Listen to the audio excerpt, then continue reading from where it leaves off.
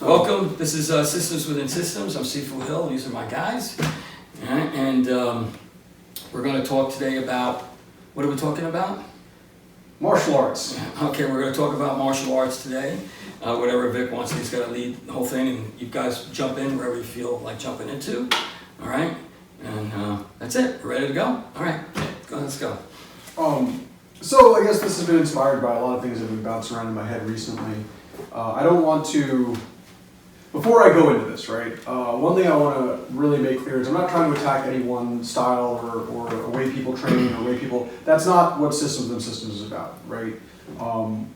Our goal is always to kind of challenge people to think more about themselves, how they train, how they relate to their movement and their practices, right? So I don't want anyone coming into this to feel like we're picking on you, we're picking on what you do or how you think about things. But if you do feel like something resonates with you or it's kind of challenging how you view things, maybe take a step back and sit with it, right? Think about how it's affecting you, and maybe if you have something that you want to share with us or you want to come back at us with, then by all means, we're always happy to hear feedback from people. Do we have that set up, guys, where we got people that can actually write in? We will. By the time this is out there, we will. Okay. That's the one of those things. Okay, good. So that we can ask questions. And we're on social media and stuff, so we have an Instagram page, we have Facebook, you can contact us through the website, we have an email there too. You can just call Sifu. Yeah, the thing here is, there's a lot of, or an ass bone I like a lot. Yeah. Tell them that this stuff works. Yeah, my father, when I was a kid, called me Larry one time, and I didn't know who he was talking to. And finally, I said to him, I was about 18, I said to him, like, well, who the hell is Larry? I thought it was asshole. Right? So when you, I know on the social media and stuff like that, as to what Vic says, we'll be viewing the writings that are coming in. There's, I guess, people that are called haters or whatever it is. Most of the time, that's kids, that's young kids that are just out there just saying stupid stuff because they don't know. But for the young people that are out there that are just putting stuff out because they need to say something negative, some of that stuff, I mean, I kind of like it in one way. I get like the idea of, like, I called, what was it, Pirate Foo was one that was really funny. I really like that. And other stuff, stuff, oh, you can't fight and this, that, and the other thing. That's all welcomed. But you really was, as to what Vic is going to be saying, if I'm anticipating what he just said here, it's going to be really about opening yourselves up to different possibilities of self and combat, which is what Systems Within Systems is really about. So it could work from anybody on any range if you could get your egos out of the way and your negative attitudes towards it and just explore it a little bit. It could be a lot different. There's no really, right or wrong way to start expanding on yourself.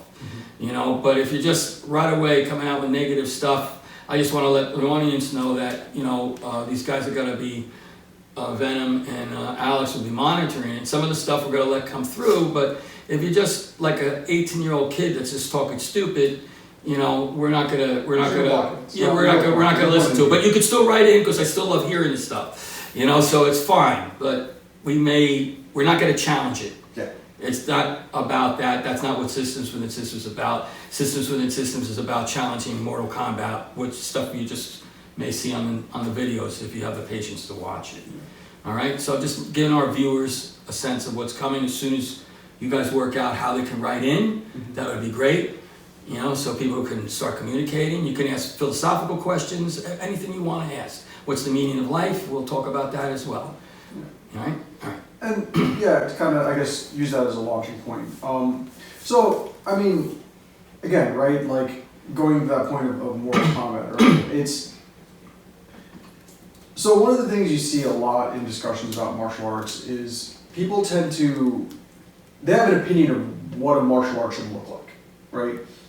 They see something, they think it works, and they maybe experience some things. They've been in the street, they've been in ring fighting, whatever it is, right? Or maybe both, maybe combinations of things, right? So, you start to develop this sense of like, okay, this is real, this isn't real, this is what works, this isn't what works. One of my favorite comments to come across, especially when I'm going through videos, is that would never work in the real world, because my thought process anytime I see that or hear that is, where else do you train, right? All training happens in the real world. It's not like you teleport to like the Matrix space, right? Someone plugs you in a computer, all of a sudden you're in a room and Lawrence Fishburne is there with his little glasses challenging you to like, I know Kung Fu, right? It's his favorite scene. His favorite scene in any movie ever is that part where Neo wakes up and he says, I know Kung Fu. He loves it. Yeah. Every time he sees it, he's like, yeah, that's what it's like. That's what it's like to do it. But it's not like that, right? Anytime you're practicing in the real world, right? Saying something doesn't work in the real world, it misses the point of the training, right? If you see someone do a technique, the technique is working, but it's working in the context of what they're doing. Right? Let's switch positions too. Sure. So people can see you talking. So the thing that I kind of want to get at is the idea of what you're training for in the first place, right? One of the things that I've come to realize more and more is conditioning, right? Most of what the martial arts is really about conditioning, right? Physical conditioning, right? Getting your fitness better, mind, like awareness conditioning, building up situational awareness, understanding your visual cues. It's a lot of what he works on with us right now, is just kind of expanding how we see things. But then there's also the mind-body conditioning, right? Building coordination, building motor skill sets, right? Conditioning to understand how to deal with arousal states, right? When your brain starts to get the stress hormones, the cortisol, the adrenaline, right? I work in a very high stress field, right? I work in emergency medicine. I'm a paramedic, and anybody who's ever been in those kinds of high stress environments, what the time limit is like, right? All of a sudden something hits you the wrong way, right? You're not ready for what you walk into or what you're experiencing, and it's like your entire view just kind of narrows to this, right? And all of a sudden you're just missing things, you're making mistakes, and you're not thinking about kind of critically dealing with whatever it is that's in front of you, right? And it doesn't necessarily have to be a crazy emergency situation, you just be you in your day-to-day life. So looking at the training, right, and kind of trying to take a step back from our perceptions of what the training should be, right?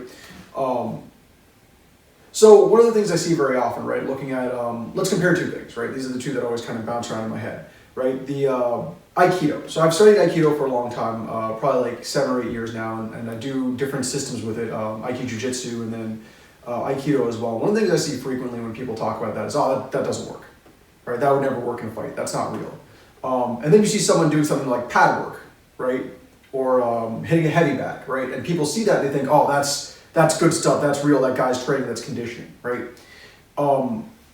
What I see a lot of times when I see that is people have a perception of what a martial art should look like, right? They think this is what fighting is. So they see this guy doing, pad work or heavy work or heavy bag work or focusment training, right? And they think, okay, this guy's really practicing something that's going to work. And one of the things, we were just working on today is that it's not going to play out like you think it's going to play out. It never is, right? When people are seeing this guy do the pad work, what they're seeing conditioning that's very obvious. It makes sense to the brain what this guy is doing, right? He's training reaction time, he's training speed, he's training targeting, he's training power generation from his position, right? And you start adding elements to that, right? So you watch, at the time this podcast is coming out, right, Mike Tyson just had his fight with Jake Paul, right? So there's all these videos of Tyson training, right? We see him working on the guy, you see him working on the pads, and he's doing what he's doing, and it looks really powerful and aggressive.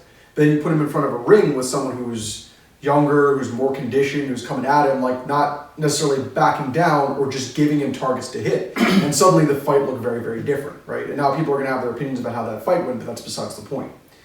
The point is that there's a transition, right? You're taking those skills that you're conditioning, those techniques, those movements, and you're moving them into a more dynamic and less controlled environment. So you can apply the same thought process to things like Aikido as well, right? Seeing the way that they're taking balance, see that the way that you're moving in, right? Not meeting force with force. There are conditions and principles of body movement that exist within those practices. And just because it doesn't look like what you think a martial art should be doesn't mean it's not teaching you something valuable, right? One of my fundamental philosophies about training is that there's always something to take away. You may not agree with the instructor you're working with. You may think this person's crap. You may look at this person and think, I could beat them. Like, if we were in a back alley, I would just crush this guy's head into a wall, right? The point is that there's still something to take away from that training. Even if it is, this is how I would improve upon it, right? I can see where the gaps are in what their approach is, right? Even if it's that, there's still something you should take away. And it's worth it always to humble yourself to the situation, the environment that you find yourself in. whoever's teaching, right? And this is something as well that I've been teaching for a long time. One of the first things that was drilled into me very, very early on, wherever's mat you're on, respect them, right? I mean, it's difficult to get up and teach. It really is, right? Anybody who's ever taught in front of a group, whether it's martial arts, whether it's, we got a PhD in physics over here, right? He's taught many classes and all that stuff. Whatever you're teaching, it's difficult to do, right? It's just, and you're presenting. So as a student stepping into that environment, even if you're watching a video, right, give a little space to the instructor to kind of get out what they're trying to get out, right? Don't let your assumptions crowd what it is that you're seeing, because the truth of the matter is you don't know. Violence is dynamic and it's chaotic, right? It's not going to happen the way that you think it's going to happen. I mean, you know, the situations that I might deal with someone who's violent is going to be different than the situations that, you know, Sifu might, or Moshe might, or Venom might, right? One of the things I think about a lot is dealing with someone in a, 8-foot by 10-foot box, right? Because oftentimes I find myself with people who don't necessarily want me to be there with them, who are aggressive, who are crazy. You know, I was just working with someone the other day, or doing some joint locks and some pins, right? Something you might see in judo or Brazilian jiu-jitsu. And I asked this person, hey, can you bite me from here? Because that's happened to me before. I've been in positions where I've been trying to restrain someone, and all of a sudden I feel like, you know, that on my arm. I bit people. Yeah. When I was out there. Right? That's why I keep this tooth. You know? And you're fighting someone who's really unhinged, right? I mean, you know, you hear all those stories. No more. You don't want to do that anymore. A lot of diseases out there. Yeah. No biting. Everybody, no biting. I'm going to stay away from that. But if you have to, Yeah. to get out of a situation, you do what you have to do. You know? A human bite is Nasty. nasty Nasty powerful. A lot of stuff. germs, very powerful too. Right? And you can go right through Yeah, flesh hold on. and chunk and, you know, like take chunks out of people. It's you know, it's violent, right? And it's something that if someone's crazy or they're hopped up on drugs or, you know, they're having a break from Eat your reality. face. Yeah. They're just gonna come at you however they're gonna come at you. Right? So like, you know, if you're training, does your, you know, again, I'm not picking on anybody, but it's just something to think about, right? Does your Brazilian Jiu-Jitsu training, does your MMA training teach you to avoid bites? Does it teach you to avoid someone trying to grab your groin with their teeth and just rip it out? Because that's happened to people, right? There have been situations like that, right? You were the one telling me that story about those two guys who were fighting in combat, and it was like in a war zone, and the one guy pinned the other guy down, he was on top of him, the other guy started biting into his groin. And that's when he remembered he had a knife in his boot, so he pulled out the knife and stabbed the guy. Yeah. But, And the guy still looked him in the eyes and said it was okay. yeah, That's a story I read though. yeah. But from the guy that experienced the combat, he said he had to live with that the rest of his life. The guy looked him in the eye and said, it's okay. As he stabbed him in the neck and killed him. And he looked up at him and said, it's okay. It's okay. And he died. Right. And he says, you know, that's gonna haunt me the rest of my life. So yeah, you know. But it took till that, I mean, that's A little extreme, but that's Yeah. combat, but that could happen Yeah. anywhere. But it took till that point for that guy to remember. I mean, these guys were fighting for their lives, right? It took till that point for the guy to remember they had a knife in his boot. Well, yeah, and the story was at first he took his thumbs and he started squeezing into the guy's eye sockets. Yeah. And he could feel his eye sockets start breaking, and it was just too disgusting for him. So it was all happened very quickly, and that's when he realized he had the knife and he just stabbed him in the neck. Mm-hmm. So the guy already had his eye sockets, you know, pretty much crushed at that point. Yeah. And then he stabbed him in the neck. That's just a story I read about when I was studying, you know, different combat scenarios. Yeah. So I mean, but that comes back to my main point, right? Which is that what is it that you're training to do, right? That's the question you should always be asking yourself every time you step on the mat, right? You step on the mat with somebody else. What is it that I'm taking away from this instructor? You know, everyone has these opinions about their training and their martial arts and what it is that they're trying to develop, but it's worth putting that on the side and just practicing, right? Because if you try to train for something, you're also starting to kind of shrink your view of the martial art. Right, and I think that's kind of what we're talking about with systems and systems, right? The idea is always to expand your view, right? When I train now, more about what I think more about is my conditioning, right? This is allowing me to expand my body movement. This is allowing me to develop my strength, my flexibility, but also my awareness and my positioning in my space. So, you know, we have this little space that we train in here, right? What am I close to? What am I far away from? You know, and those are things that will start to expand everything that you do.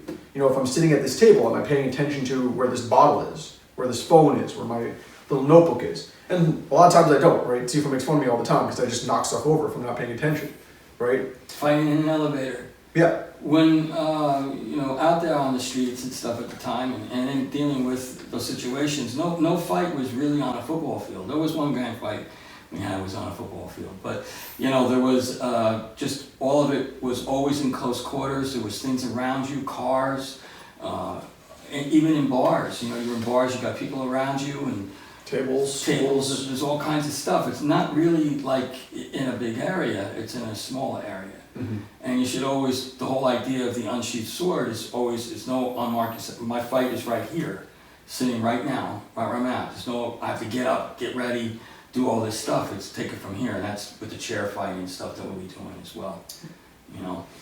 Like when you talked earlier about instructors and all, you always humble yourself to whoever you're in front of, even if you know you can crush them, or you think you can crush them. Sometimes I've read a lot of books, and sometimes the best thing about the book's the title. And you get through the whole book, it's like, we all watch movies that you're watching, you think, oh, maybe it's gonna get better, and it's just bad all the way to the end, and you just go, I'm never gonna get that time back. But you always think it's gonna get better, but it never does, And, throughout my years, I trained in the arts, lessons for 19-something years. And there was a lot of martial artists that I would work with that weren't, really good, or that were up to my specs of my abilities. But I still trained with them, and I still learned something from them. If there was still something there, even if I stand in front of them and I knew I could hit him in the head, I learned something just from that.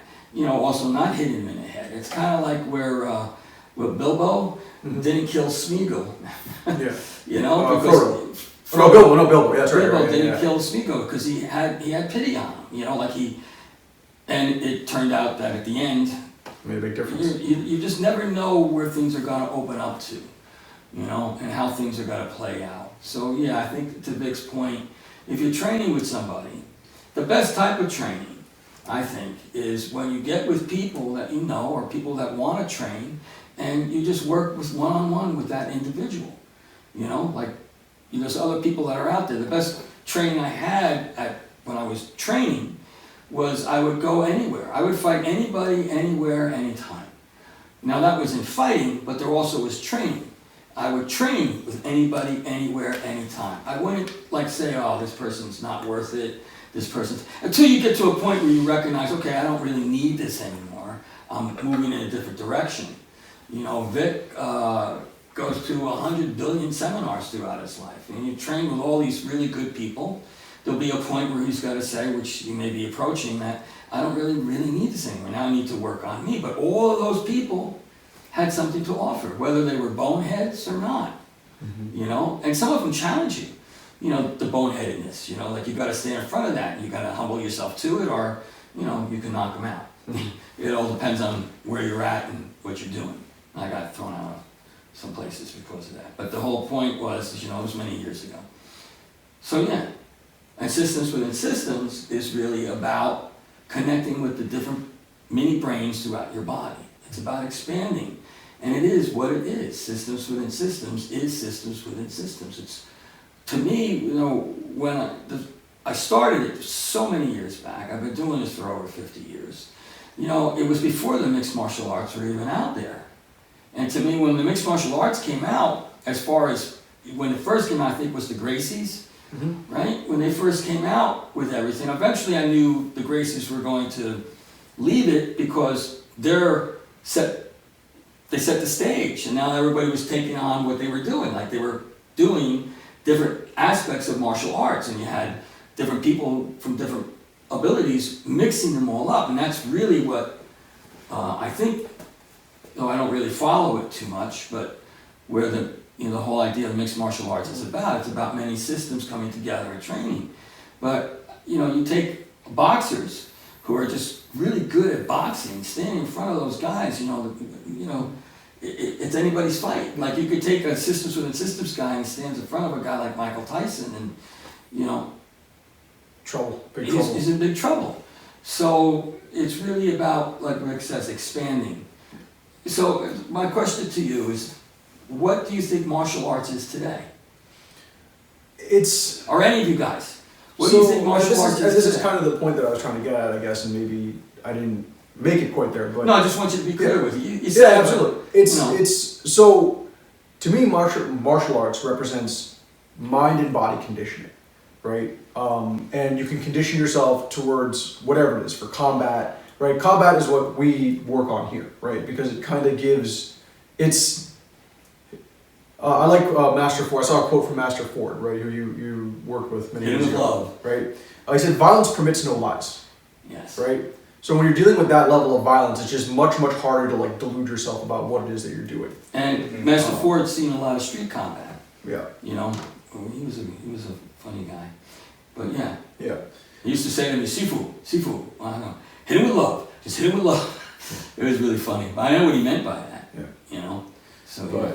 I always think about that quote in regards to what we do here. But yeah, so to me, martial arts represents mind-body conditioning, but it always has to be expanding. It always has to be growing into different areas, right? The moment you try to give yourself a conception of what you're dealing with, what the martial art is, you lose that ability to keep expanding, right? So if you're training just for the ring fight, and you might get very good in your arena, right? Like that's the other thing I want to be very, very clear about, right? Like this isn't to kind of knock down what anyone is doing, right? If you train for ring fighting, right, if that's where your goal is to become a good fighter in the ring, you can condition yourself towards that. But keep in mind that you're not expanding what you're doing then, you're conditioning yourself towards a very specific form of fighting. It's very stylized, right? Exactly, right? So it's like a fencer, right? A good fencer is a good fencer, right? You put a sword in their hand and you're like, that's gonna be a very difficult situation. But, move them out of that environment, do those skills translate? And I've seen fencers like that. I've seen fencers who cross-train into other areas. They've trained boxing, they've trained MMA, they've trained all these other things. So they've learned how to take those skill sets and then translate them in other arenas. Which is that's systems within systems. systems and systems, exactly. Right? So that's kind of what I was trying to get towards, right? Is that until you stand up, this is the other thing I'm going to make a quick point about too. This is a side rant, but kind of related. One thing I've also gotten away from as I've progressed in my training, I stopped critiquing videos. Right? Everyone likes to put videos out there and be like, oh, that's crap, that'll never work, whatever, blah, blah, blah. Until you've stood in front of it, you just don't know. Right? That's something that I think people don't take for granted. Like people really, really take for granted. Until you've stood in front of someone, until you experience what it is they can do with your body, you don't know what it is that you're dealing with. Right? And there are plenty of people out there, and I say this from personal experience, right? Steve talks about the millions of different seminars that I've been to and all these different instructors that I've worked with. There are things I've seen that I don't know how to explain. There's things I've experienced in my own body. I don't, until it happened to me, I never would have thought that was a way that someone could move. You could talk about the first time you met me. Yeah. So the very first time I met him, right, this was in 2010. And you were still teaching out of the dance studio at Rutgers. Right, so we're in the upper gym, right? And I remember this very, very clearly, right? It's actually where all of my martial arts training started. It's also where I started in jiu-jitsu with Barb.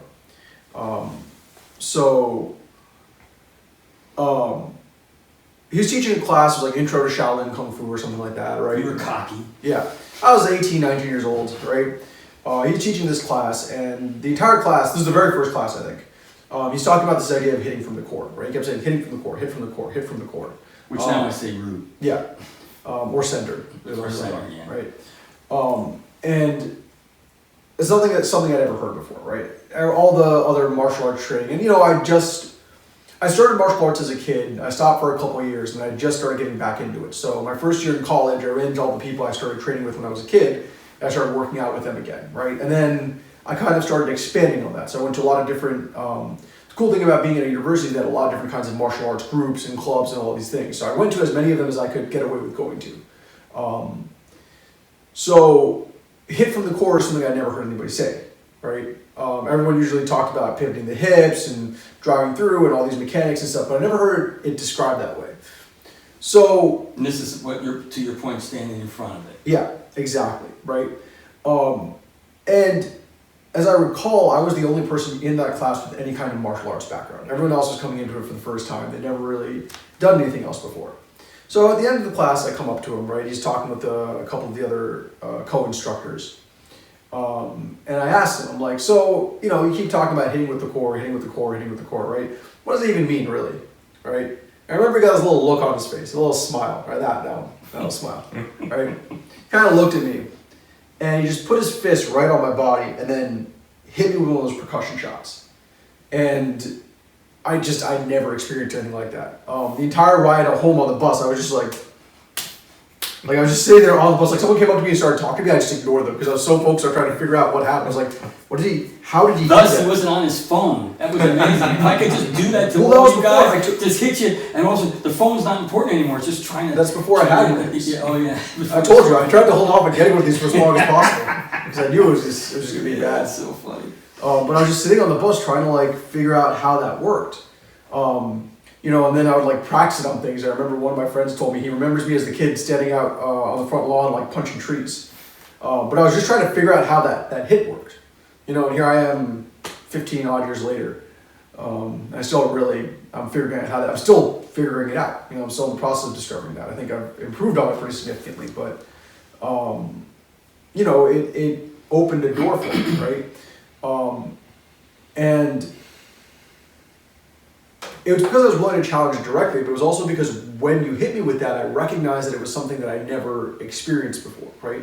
I stood in front of it, and I was humbled by it. Yeah, because that was just a touch. Yeah. If it was thrown at you, it's a whole different Yeah. ballgame. I remember very clearly, it felt like you stopped just short of actually knocking the wind out of me. Yeah. But I was like, if he had followed through and pushed this a little bit further, I would have collapsed on the Kind of floor. wanted to do, but I didn't. Right? If we pushed it a little bit further, I probably would have just dropped onto the floor. Like I could feel where it stopped. Right, and that was just as a demo. That was to throw it. It's a whole different ballgame. Yeah. It was just a test. Yeah. So I think that what Vic's saying is on track. But what I wanted to say to you and to everybody that's listening, the Systems Within Systems is what it is, and the martial arts is what it is. It's really about self-discovery. So the first thing that you're trying to do is discover your own body temple, to respect your body temple. And there's many martial arts out there, all different ways and paths that people can go. But the whole idea of it is not just, I think where the martial arts has changed, in my opinion, it's no longer a life and death situation unless you're faced with one. Like what we were talking about, all of a sudden somebody's coming at you with murderous intent.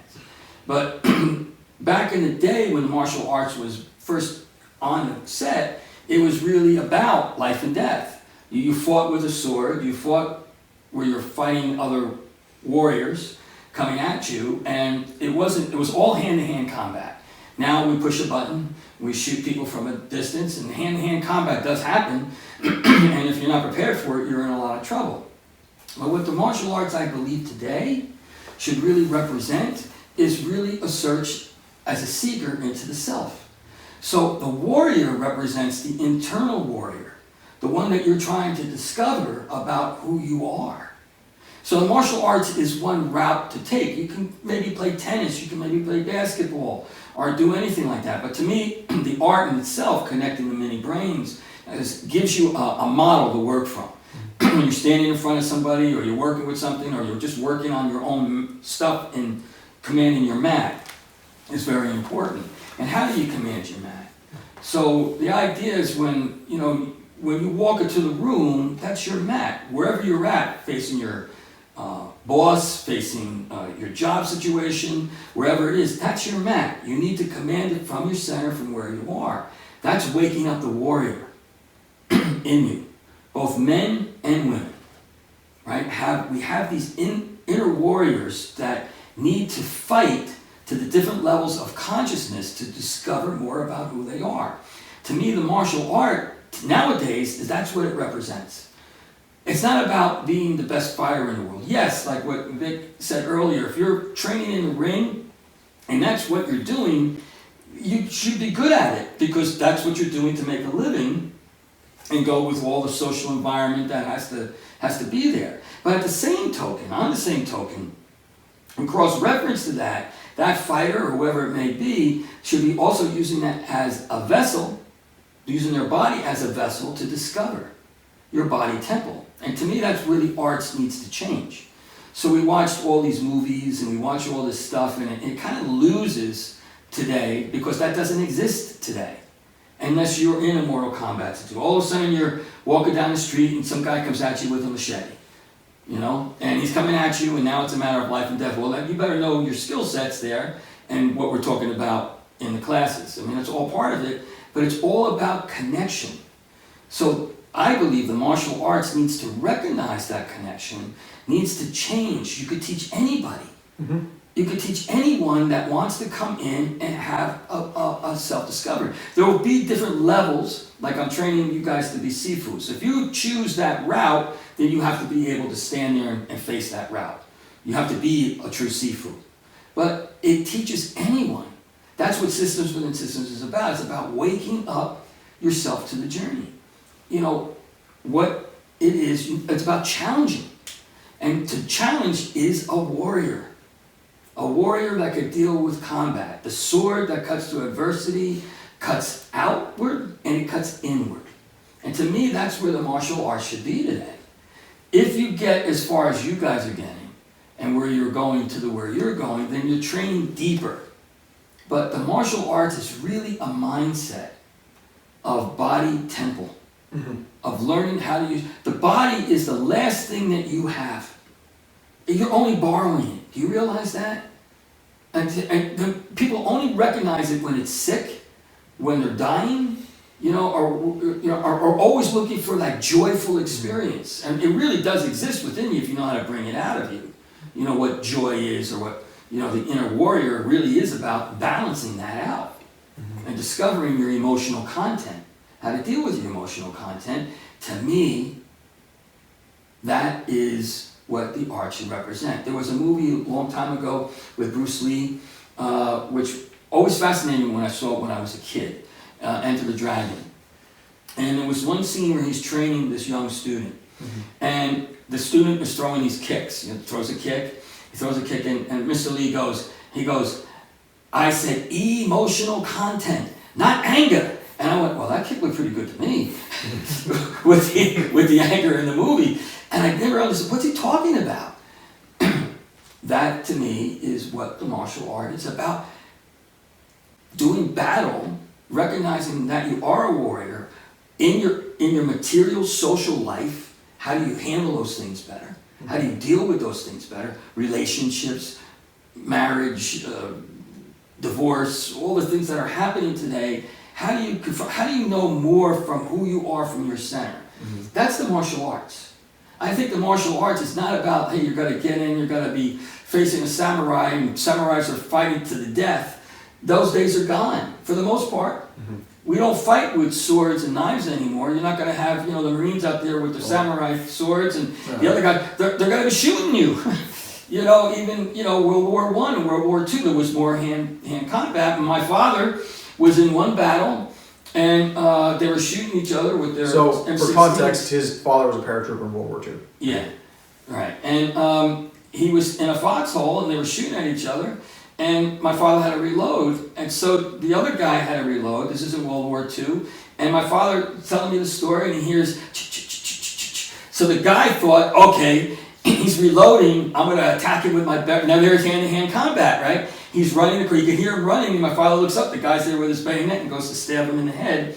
My father put his hand up, and he stabbed him, he blocked him, the knife went through his hand. My father had a sidearm and shot the guy in the head and killed him.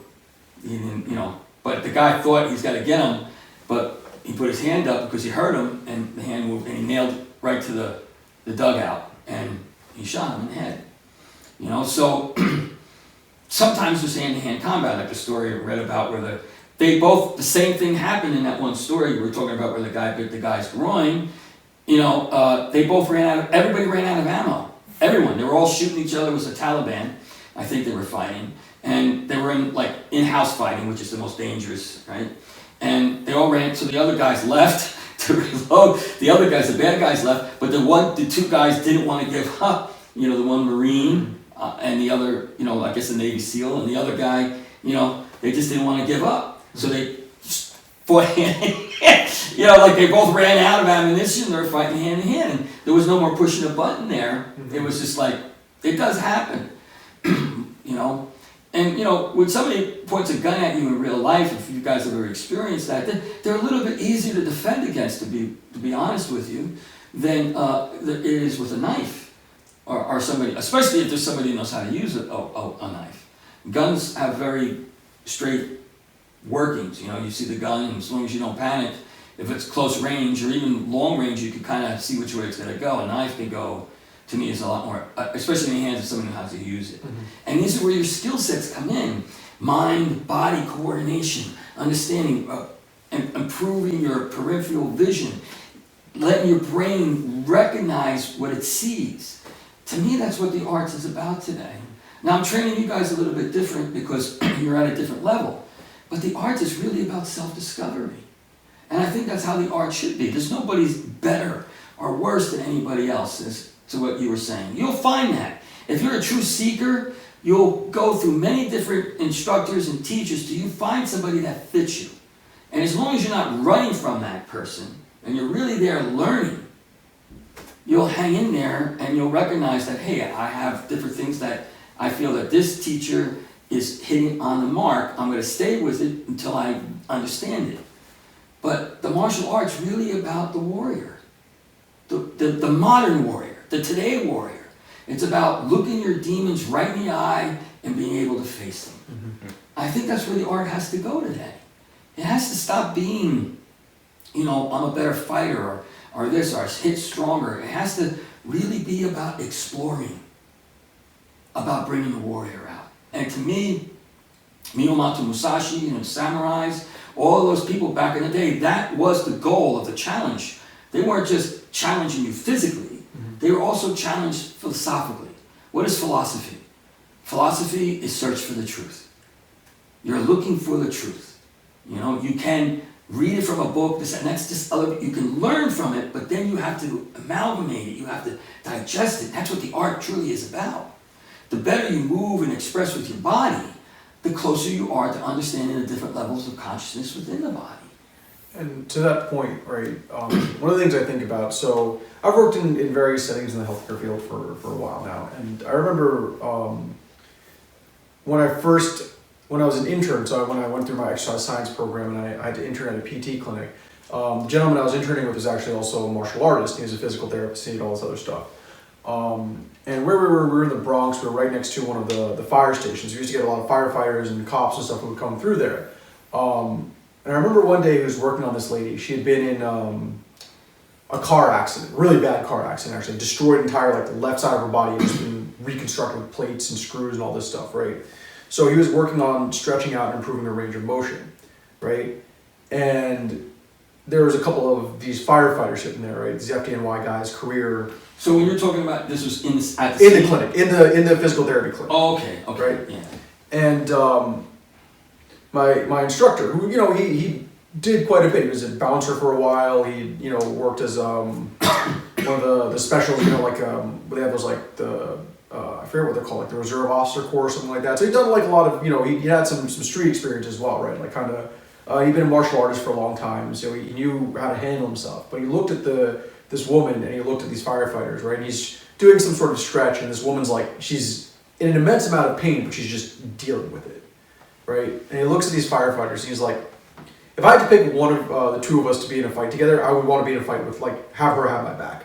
Her pain tolerance, her ability to stand in front of stuff is much higher than any of you guys. But most women's pain tolerance is available to be at a higher level. To me, as far as combat goes, women could be the most dangerous fighters on the planet. Yeah. He's like this I mean, in combat. Yeah. Even if you watch them in any mixed martial arts, they're so much perfection in what they throw. It's just but it's like even in days in the Indians, when they used to hunt bears, they would send the warriors didn't go into the caves, the women did, because they were able to sneak up on the bear, kill the bear, and then leave. The men, tripping over things, making a lot of noise. They were so quiet and stealthily. That yin power, which is what I hit you with, is very powerful. Yeah. But it kind of comes back to that point. I always think about that, where he's like, look, but also what it had to do with, right, was, the mind-body awareness, right? I remember there was another woman at that same clinic, and she was older, maybe in her 60s or 70s, used to walk 5 miles a day, every day. And then one day she slipped on some ice and broke her leg, and that's why she was in the clinic. But her goal was to be able to get back to that, right? And she was old New York, she grew up in the Bronx, she was kind of this tougher old lady, and she'd spend so much time busting these younger guys, right? All these young dudes who came through. She's like, what do you got? You guys are in great shape. Look at you guys. You're all in your 20s and 30s. You work out every day. You just need to like stretch a little, get this arm back in shape. Then you're gonna get out there. You're gonna be fine, right? And in addition, she also had I forgot to mention this. She also had just recently been diagnosed with stage 4 lymph cancer, lymphoma. So she was a very, very sick lady, but she was just plowing through it. She's like, my goal is to get back to where I can get out there and start walking again, right? And to me, she represented more of a warrior's mentality than any of these younger guys. Warrior's mentality. Right? Because she was there with an objective. She had a goal in mind. There was something she was working towards. And the challenges she was facing were much, much more severe than any of these young guys who were in good shape, who were otherwise working out every day, who didn't have any major health problems. Like, she was dealing with a lot more. And she was, consequently, I think, much more of a true warrior in that sense of just how she was every day. She was in there, she was attacking it, and she was working towards a goal in mind. And I think that made her more focused, it made her more determined, and it gave her much more, she represented a much stronger mind-body relationship. And to go off on what you're saying there, that we're talking about martial arts, right? But systems within systems is not purely about martial arts, right? I mean, like you and Sifu have been saying, it's about expanding body, it's about expanding consciousness, about expanding mind-body connection, and all of that stuff is broadly applicable. Mm-hmm. Like I do physics. I come from a physics background, but all of this stuff, you see it in academia. You see it in science, in medicine, as I'm sure you have seen all of it. As a chef, probably, but Moshe, he's a criminal, so I don't know what. Of course, criminals have to do it too. But to speak to warrior mentality and expanding from there, I've worked with people who have PhDs, right? People have gone through the gauntlet of... What's your education? You're a doctorate now? I have a doctorate in physics now. So I've known people who've gone through a PhD in electrical engineering, have a couple of masters, and they've been math Olympiads, and then they get out and they get into the workforce and they can't do anything. Like you put a problem in front of them that they haven't seen before and they just completely fall apart because it's outside of the box that they have worked in their whole lives. It's outside of that idea that they have of how problems are supposed to be and you set can bring it into family relationships, everything. Broadly, all of it, yeah. And that's the principles of systems within systems that I've learned here through you, through everyone over the years has really given me a kind of edge, in my opinion, of how to deal with abstract problems in physics and engineering, broadly speaking. So that's not just, what I'm trying to say is what we're doing here is not just learning how to fight, right? Right. We're learning about something very fundamental to how it's to a live model. your life. And that's what I'm saying. I think martial arts today has lost being a model, being an example. Mm-hmm. So if you have somebody that's standing in front of you, that's what you're working with. You're working with somebody that's standing in front of you. It's a model. It gives you something to look at, to focus on, to see where your abilities lie, your coordination, your range, all of these things using your entire body. And that's what I said, it can be with tennis. Mm-hmm. It can be with football. It can be all of those Just trying to walk again. Right. Mm-hmm. But the whole idea is, I think, on the next podcast that we talk about, we should talk more about the warrior. Waking up the warrior with you and movement. And how that's going to be. Then we can lead into more of the philosophy. These podcasts now are really set on just trying to get what we're doing out there. But we're going to get in deeper into the philosophy and the whole idea of what Vic and I and all of us were talking about in the beginning. How do you wake up that warrior within you? And also, like from the last one we talked about violent realization. So on that part of it is dealing with violence, but violence is like what Master Ford said. Until you're standing in front of it, it's different. So, but there's also this violent thought of anxieties, these things that you guys or people go through, like where they're unhappy or they're suicidal, mm-hmm. and they their God becomes whatever emotional content they're facing. If their God says, let's go in and just shoot all these kids, then that's what the God they're listening to. That's their anxiety. That's what's coming out at that point. How do you wake up the warrior of the self? And that's where the sword cuts both ways. To me, that's what I try to teach in the Systems Within Systems.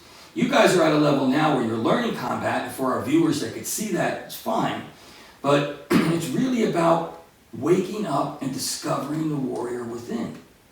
If you had to put a symbol behind it, I'm very big on symbols, and what that symbol means to you, and how that sword that you cut through both ways, but it also cuts inside to self-discovery, where we form this dogma with our chambers in our brain and we stay there, and it actually makes us blind to who and what we are. So when you're viewing things or when you see things, we get sucked into like today's world, like the media, YouTube, people, especially young people, getting sucked into that. There's really, when do you become you? And to me, that's what the martial art today really should be representing. Not who's the biggest, baddest dude in the world, because there's always somebody bigger, better, or luckier. And I think that comes back to that kind of what I was mentioned before, right? The Mike Tyson Jake Paul fight's a great example of that, right? Yeah, people don't see that. Mike Tyson was 58 years old. He was an old lion fighting a young lion. But he stayed there that whole fight. Yeah. Would you know the Did you guys stay there 2 minutes around? You guys, what we do it here, just you guys playing, it's like you're out of air. Yeah. That to me was amazing. Just doing that. His experience and his, stuff. And I heard, I don't really watch that stuff, but I heard he came out in his first 2 rounds was really strong. Because that was the strategy. Mike knew that, hey, I got to knock this guy out or do damage the first 2 rounds because I'm going to start running out of steam a little bit. I'm not going to be as strong. Of course, the guy was a good enough fighter that he was able to survive those rounds. From what I didn't see the fight, but I'm assuming that. And they just hung in there. But the guy made it. How many rounds was that? 8 rounds? 8 rounds, 2 minutes apiece, so 16 minutes total. That's incredible. Yeah. And neither one of them looked tired at the end of it. Or I saw they'd see that they're just standing there. But Mike's just standing like Mike, being the rock he is, just standing there. Okay, whatever. I just made $100 billion, so I could care less. He didn't care if he won, but he did have a strategy. Winners with their bank accounts. Yeah, that's right. He's laughing all the way to the bank. So there you go. So people can have their opinions. To me, it was just like, wow, he made it 8 rounds, and still look strong. Like at the end of that fight, he wasn't like, he was just standing there. Okay, good. Yeah, you won. Okay, good. Let's move on. Let me go home and laugh my way all the way to the bank. Amazing. So fighting is where it is. To me, the martial art and what Systems Within Systems to represent is really about the self. Your energies, your soul, your experience, and how to understand all the anxieties that you guys are raised with, how to face them, how to deal with them, how to look those demons in the eyes and not let them rule you, how to become more and grow more to your own center. That's what the martial arts, I think, should be teaching on every level, whether it's an 8-year-old kid to a 90-year-old person that just wants to learn Tai Chi and meditation. The thing about that journey to me is it's deeply, deeply individual, right? Yeah. Like no one else can take those steps for you. No one else can kind of make that journey any easier. Right. Right? You can give tools, you can give different strategies, you can kind of make approaches. That's really what the art is. It's a model, right? It's just an approach that you can start to use to access yourself. But anything can become that. Once you start to see it, it comes in physics, it comes in sports, it comes in just everything that you do. And it starts to, I think the people who I've always been genuinely impressed by are the ones who've been able to take the art and move it out of their practice space, their dojo or their school, right? It's wherever they are, it's right there with them. Command your mat. Right? Mm-hmm. And that's what people see about me at work, wherever I'm at. They say you just always the same. You don't get upset, no matter who's coming in. Nobody can bully you. Nobody do this. You're just who you are. I command my mat. And that's what I think people need to learn to do. They're so worried about what other people think, what other people represent, whatever, instead of just being who you are or discovering who you are, recognizing that. and not letting your own anxieties or your own drama and trauma and all this stuff just use it as an excuse not to grow. We'll end it with this here. The one thing I'm trying to do with Systems Within Systems and what we're trying to do in the end with how we working with you guys, trying to have Seafoods that can really represent it, is start a community. Have a community. So it's important for people that are out there, if you got a friend or somebody you're talking to, and I'm not talking about a guy that's just locked in, you know, people that want to expand and grow, it's important to be a part of a community. To have somebody you're speaking with.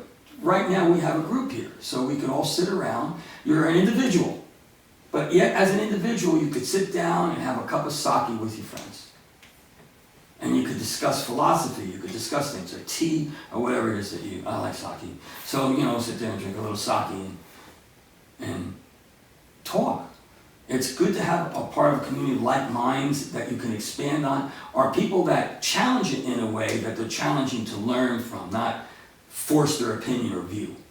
You know, where you're arguing, and then you kind of lose it. You need to respect where that person's coming from. When an immovable object meets another immovable object, what happens? Nothing. They just stay there. When a wall meets a wall, it just stays there. So either you stay there or you start to explore. You know, if the wall looks like something it's hard, yes, that's because you can't see that you can climb up it and go over it. Right? You're just stuck right there. So to me, that's what the martial arts should really represent. Do you guys agree with that? I mean, is that why you're here? Right? You can see how hard it is to do the technique that we're doing, and I'm sure people watch the videos. They, you know, whatever. But Yeah, exactly, right? Like, but stand in front of it's a whole different ball game. Unless you stand in front of it, like you don't know what you're talking about. Yeah. Right? that's what it always comes back To a degree. Yeah. You could see that. I think an experienced martial artist, like I could see somebody like Mr. Tyson watching and goes, yeah, these guys are on it, because they may not, you know, like they're learning. Like you guys are learning, so you may not look as great as you're supposed, but you're getting there. And that's what you need to respect. You need to respect what the martial art, if you're really training with somebody, then you need to respect the expansion of what they're going. You're training with a man named Manny right now, right? Who does, what does he do? This is Aiki Jiu-Jitsu, which is the predecessor to Aikido, where that came from. And again, right, like if I, you know, there are videos, plenty of videos of them out there, and it looks like, you know, it looks fake. If I show these videos to people, like I've shown them to people, right? Even videos of you doing stuff, right? I show them to people, and they're like, oh, that looks fake. There's no way that's real. But I can tell you from experience, standing in front of Sifu, standing in front of my teacher Manny, like I never give any of you guys anything, right? Whatever you can do, it's because you can do it. And I think that comes back to the point that we're trying to say is like, even if you don't agree with it, even if you don't think it works, don't, you know, like... Expand on it. Yeah. Test it. See what's out there. Yeah. You know, take an adventure. Yeah. I'm going on an adventure, you know. Yes. And Right? on that note, I think we should wrap it up. Yeah. Yeah. So this is what we're talking about. So then the next one we'll talk more about, you know, addressing the warrior and movement, and we'll go into more of the philosophy. I think we're kind of set up with what it is. So if you guys have anything that you want to talk about, or we get our acts together where people could write in, we could talk about something that they write about. You know, somebody may say, hey, what's the meaning of life? And we could talk about that. And we could start to bring the philosophy of what the art is truly supposed to represent. It's an exploration into the individual self. And how can you express that individual self and bring it out as well? You know, let other people see that what you represent is what you represent. All right, guys. So you said you had a different name that you wanted to call this instead of the Grow, Learn, Teach? No, Grow, Learn, Teach is good. I think that's good. We'll discuss that more maybe later on. It's the movement. What was that thing that you said? Mind, body, movement. Mind, body, movement. I like that too. Yeah. All right, guys. Thank you all for listening. Hopefully we get everything set up where you can... oh, I got to turn the camera. You know, we get everything set up where you guys can write in and we can start getting the showboat on the road. All right? All right. Grow, learn, teach, guys. Bye-bye.